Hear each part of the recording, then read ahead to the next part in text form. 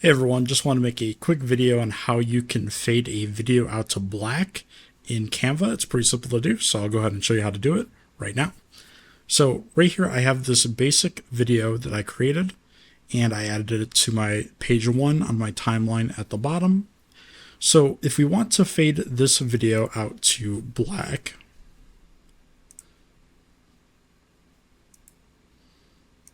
hey everyone, just wanted to make a quick video on how you can fade a video out to black in Canva. It's pretty simple to do, so I'll go ahead and show you how to do it right now. So as you can see, I added this video to my page 1 at the bottom of my timeline here. Now the way we can fade this video out to black is by going to the Add a Page button. This is going to create a second page, and what we want to do from here is go to make sure the page is selected first, and then go to the background color setting at the top. And what we want to do is change this to black, like so. Then exit out.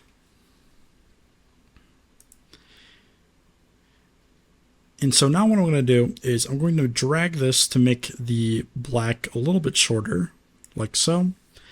And what we're going to do is we're going to add a transition. So we're going to go right between these two pages here and then click on where it says Add Transition.